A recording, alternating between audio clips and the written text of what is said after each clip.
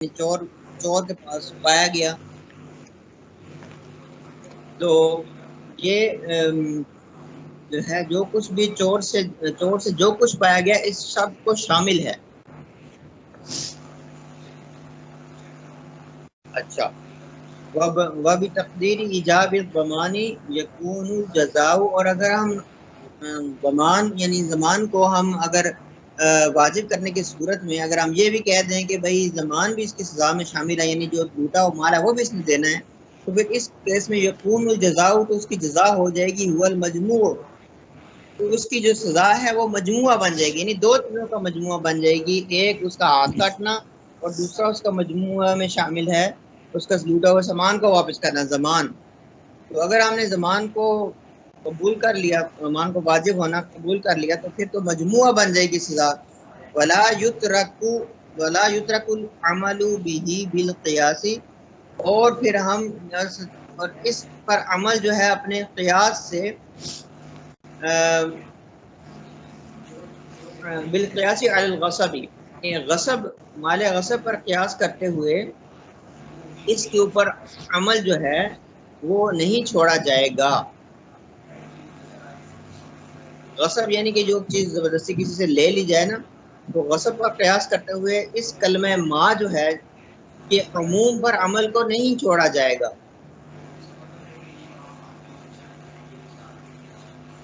دلیل علی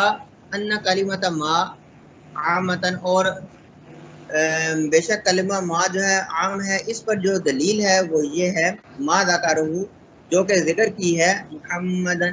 جو کہ محمد، جو کہ امام محمد نے ذکر کی ہے، اس کی دلیل وہ یہ ہے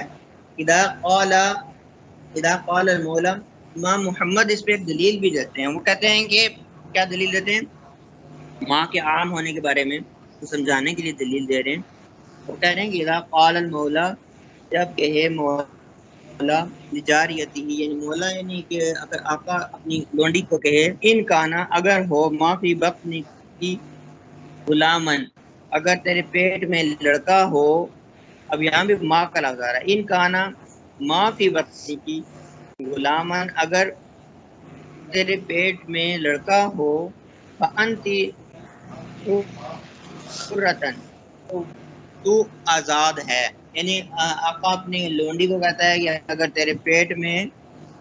غلام ہوا، تیرے پیٹ میں یعنی لڑکا ہوا، تو تو جو کچھ تیرے پیٹ میں ہے اگر وہ لڑکا ہوا تو تم آزاد ہو، یہ اس غلام نے کہا ہے۔ فَوَلَدَتْ غُلَامًا وَجَارِيَةً لَا تُعْتَقُ، پھر یہ ہوا کہ اس لونڈی نے جنم دیا ایک لڑکا اور لڑکی، یعنی جڑواں لڑکا اور لڑکی اس نے جنم دے دیا لونڈی نے، لا تعتق، تو آزاد نہیں ہوتی۔ ٹھیک ہے، یہ امام محمد نے اس کی مثال دی ہے۔ ٹھیک ہے، اب اس کو ہم ڈیٹیل میں بھی دیکھتے ہیں کہ وہ آزاد کیوں نہیں ہوگی۔ وہ آزاد اس لیے نہیں ہوگی کہ ماں کا لفظ استعمال کیا تھا اس نے، ماں یعنی اس نے کہا تھا پیٹ میں جو کچھ بھی اگر وہ لڑکا ہوا، اب وہ جو کچھ بھی ہے وہ لڑکا نہیں تھا بلکہ وہ لڑکی اور لڑکا دونوں تھے، تو اب آزاد نہیں ہوگی کیونکہ اب ماں عام تھا۔ تو اس پہ سمجھا رہے ہیں کہ آیت میں بھی ماں کا لفظ ہے تو ماں عام ہے، تو اس پر عمل کیا جائے گا۔ اچھا، اب تھوڑی اور ڈیٹیل ہم دیکھ لیتے ہیں کہ جس عام کی وجہ سے کسی فرد کی تخصیص نہ کی گئی ہو اس پر عمل کرنا لازم ہے، اس لیے ہم کہتے ہیں کہ قرآن مجید میں چور کی سزا قطع ید یعنی ہاتھ کاٹنا بیان کی گئی ہے۔ چنانچہ ارشاد باری تعالی ہے وَالسَّارِقُ وَالسَّارِقَةُ فَاقْطَعُوا أَيْدِيَهُمَا، اور چوری کرنے والا مرد اور عورت، فَاقْطَعُوا، پس ان کا ہاتھ کاٹ دو، پس کاٹ دو ان دونوں کا، ایدیہما ان دونوں کا ہاتھ، یعنی دایاں ہاتھ یہاں مراد ہے، جزاء بما کسبا، یہ جزا ہے جو انہوں نے کیا، مطلب جو چوری کی، نکال من اللہ، نکال مطلب کہ عبرتناک سزا ہے، من اللہ، اللہ کی طرف سے۔ اب یہ آیت مبارک ہے، اس میں دیکھیں اب ماں کا لفظ استعمال ہوا ہے، ماں کسبا، بما کسبا، تو اب اس کے بارے میں اس کا ڈیٹیل آگے دیکھتے ہیں کہ اس کی اب 3 صورتیں بنتی ہیں۔ نمبر 1 یہ ہے کہ اگر جو چور جو کچھ نے چوری کا سامان لوٹا ہے، مال مسروق جو ہے، اگر چور کے پاس موجود ہے تو پھر تو اس میں کوئی علماء کا اختلاف نہیں ہے، پھر بالاتفاق جو ہے قطع ید کے ساتھ وہ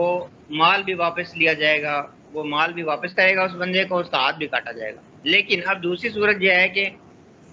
مال مسروق جو ہے چور کے پاس ہلاک ہو گیا، یا جو اس نے لوٹا تھا وہ ضائع ہو گیا، اس صورت میں پھر اختلاف آ جاتا ہے۔ امام شافعی کہتے ہیں قطع ید کے علاوہ چور سے مال مسروق کا تاوان یعنی ضمان لیا جائے گا۔ جو کچھ ضائع ہو گیا وہ ضائع تو ہو گیا، لیکن اب وہ اس کے بدلے میں تاوان دے گا، پیسے وغیرہ دے گا۔ امام شافعی اس کو مال مغصوب یعنی کہ غصب کیے ہوئے مال پر قیاس کرتے ہیں۔ جس طرح غاصب سے ہلاک شدہ مال کا تاوان لیا جاتا ہے، اسی طرح مال مسروق یعنی چوری شدہ مال کا تاوان لیا جائے گا، یہ امام شافعی نے فرمایا ہے۔ اور ہمارا کیا، ہم جو احناف ہے امام ابو حنیفہ کے نزدیک اس کی سزا قطع ید ہاتھ کاٹنا ہے۔ اس سے مال مسروق یعنی جو ہلاک ہو چکا ہے اس کا تاوان نہیں لیا جائے گا۔ اب اس کی دلیل ہم وہ ما کے عام ہونے سے لیتے ہیں کہ اللہ تعالیٰ نے چور کی سزا کو بیان کرتے ہوئے فرمایا ہے جزاء بما کسبا۔ ما آ گیا اس میں کلمہ ما عام ہے جو چور کے ہر اس فعل کو شامل ہے جو سرقہ یعنی چوری میں اس کی طرف سے پایا گیا۔ اب اگر قطع ید کے ساتھ تاوان کو بھی لازم کر دیا جائے تو سزا قطع ید اور تاوان کا مجموعہ ہو جائے گی۔ اس طرح کتاب اللہ کے حکم پر زیادتی لازم آئے گی، اور قیاس یعنی اپنی عقل کے سوچنے کے ذریعے کتاب اللہ کے حکم پر زیادتی جائز نہیں ہے۔ یہ ہمارا موقف ہے۔ تو مال مسروق اب ایک اور کنڈیشن بھی ہے۔ پہلا یہ کنڈیشن تھی کہ سامان ہلاک نہیں ہوا، چور کا ہاتھ بھی کاٹ دیا، سامان بھی اس سے واپس لے لیا گیا۔ دوسرا ہے سامان ہلاک ہو گیا۔ تیسرا یہ ہے کہ سامان اس نے جان بوجھ کر ہلاک کر دیا، مثلا اس نے دیکھا کہ بھئی اب پکڑا جاؤں گا یا جیسے بھی ہے، اس نے جان بوجھ کر اس کو آگ لگا دی، سامان ضائع کر دیا، پانی میں ڈبو دیا۔ مال مسروق چور نے جان بوجھ کر خود ہلاک کر دیا، تو اب کیا علماء کہتے ہیں ایسی صورت میں شوافی کے نزدیک قطع ید کے ساتھ اس سے تاوان لیا جائے گا، اور امام ابو حنیفہ کے نزدیک حسن بن زیاد کی ایک روایت کے مطابق اس سے تاوان لیا جائے گا، جبکہ ظاہر روایت کے مطابق اس صورت میں بھی تاوان نہیں لیا جائے گا۔ اب کلمہ ما کے بارے میں یہ چونکہ احناف قطع ید کو سارق کے پورے فعل کی جزا قرار دیتے ہوئے لفظ ما سے استدلال کرتے ہیں، اس لیے اس کی مزید وضاحت کے لیے مصنف نے امام محمد کا قول بھی نقل کیا ہے۔ وہ جو قول ہم نے پڑھا ہے وہ کیا تھا کہ اگر آقا نے اپنی باندی سے کہا ان کا نا معافی بطنی کی غلامن فانتی حرتن، جو کچھ تیرے پیٹ میں ہے اگر وہ لڑکا ہوا تو تم آزاد ہو، پھر اس نے لڑکی اور لڑکے کو جنم دے دیا تو باندی آزاد نہیں ہوگی، کیونکہ کلمہ ما عام ہے جو اس بات کا تقاضا کرتا ہے کہ جو کچھ پیٹ میں ہے وہ سارے کا سارا لڑکا ہو، ماں یہ تقاضا کر رہا ہے۔ اب اس صورت میں جو کچھ اس کے پیٹ سے نکلا ہے وہ لڑکا اور لڑکی دونوں ہیں، لہذا ماں کا تقاضا پورا نہ ہوا، بس وہ باندی آزاد نہیں ہوگی۔ جزاک اللہ۔